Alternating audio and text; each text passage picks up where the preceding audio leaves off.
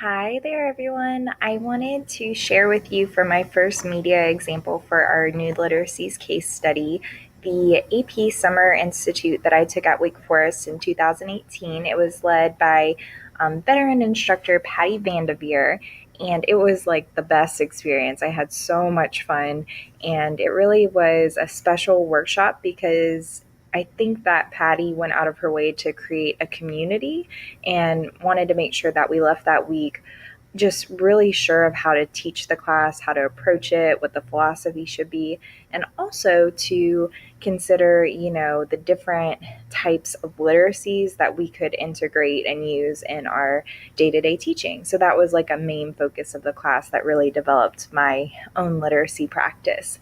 Along with that, she actually organized a digital portfolio, kind of like a hub of sorts of all of the different things that we went over throughout the week. And I thought I'd just take you for a quick walkthrough to show you kind of the variety and the multimodal examples that we were able to use and enjoy, not just at the workshop, but throughout the year. So let's go ahead and get started.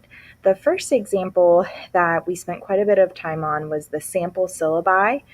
And this is kind of cool. I did not know this about AP before, but you actually don't have to have any type of like paper certification. You don't have to have even a state licensure to teach the course, which I don't. I just have an English degree and now I'm working on my master's. What you do have to do is get a syllabus that has been approved by the college board. And it's kind of an intensive 16-step approval process, but essentially, as long as you follow those steps and create a syllabus that meets those standards, you're good to go. And you don't even have to take a summer institute training. So one of the things that Miss Patty gave us was several sample syllabi. And you guys can see on the page here, here are some of the components that meet those rigorous standards set by the college board. And then you also have to give a either week by week or quarterly or unit map of your year.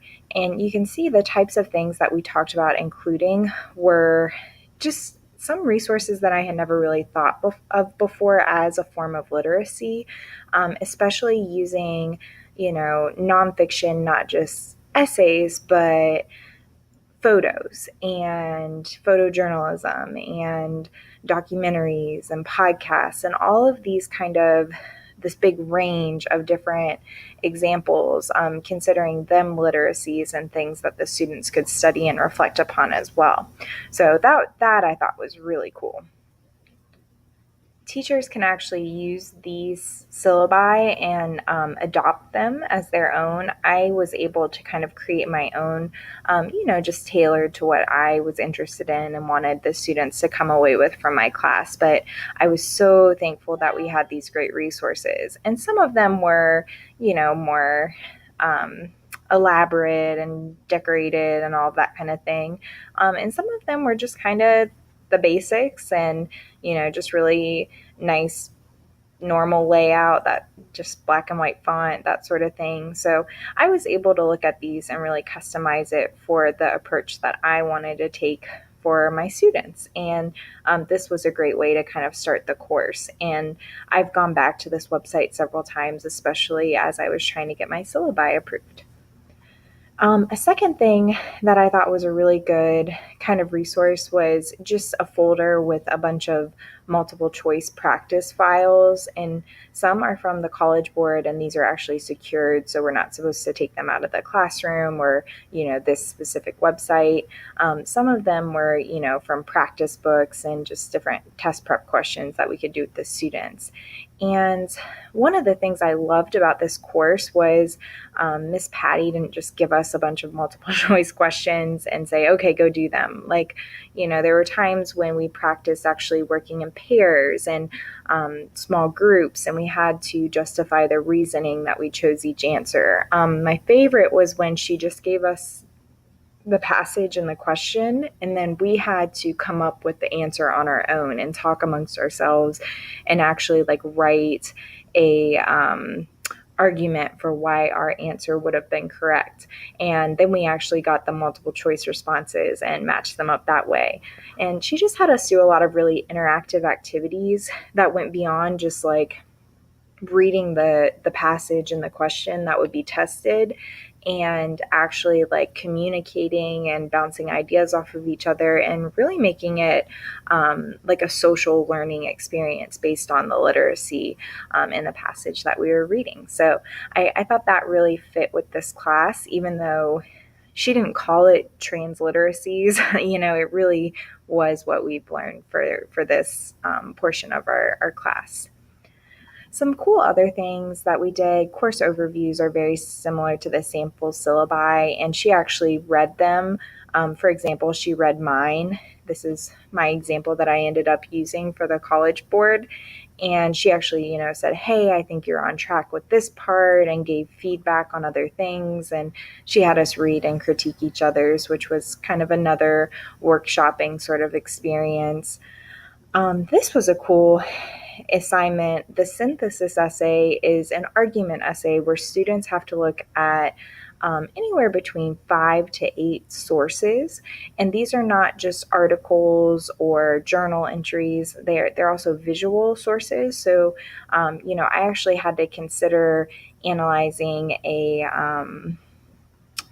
political cartoon, or, a quote from a movie or something like that kind of fit with what the prompt is asking. And we actually had to go through and choose another classmate's synthesis assignment that we generated based on the College Board essay requirements for the synthesis essay. We actually had to go through and choose another student in the class to write about. And it was really fun. I enjoyed it a lot. It had been years since I had actually sat down and handwritten an essay.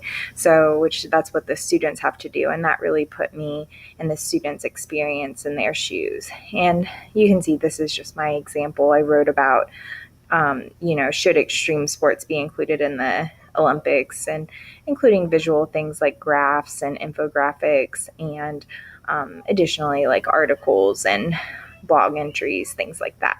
So it was a lot of fun. The next thing that I wanted to show you guys was the day that we did shared lesson plans. This was great. We actually presented, a favorite lesson plan to each other that we might use in the AP class. And a lot of the teachers included things like music. This is one of my favorite. It was an analysis of the song Wings by Macklemore and Ryan Lewis. And I've actually used this in my class this year along with the music video. But actually getting to sit there and do this experience was really cool. And it was definitely the one I was most engaged in.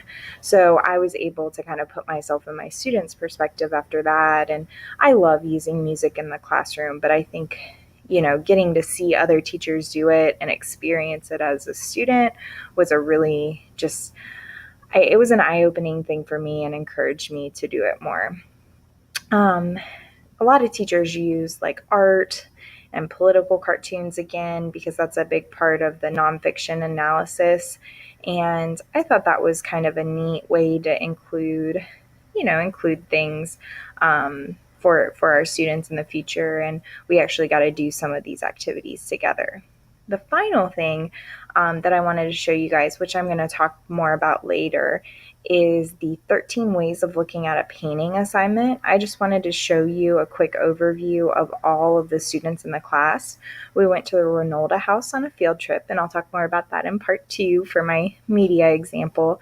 But we actually picked a painting from the Ronalda house and properly cited it.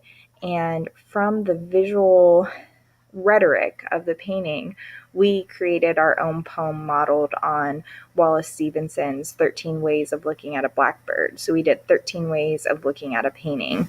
And this was such a cool assignment. So I really gained so much from this experience. It totally changed the way I looked at literacy, and I feel like really developed literacy as a social practice, which was a main idea of this class. And I just wanted to share with you guys the overview of our AP Summer Institute portfolio. So thank you so much for your time today.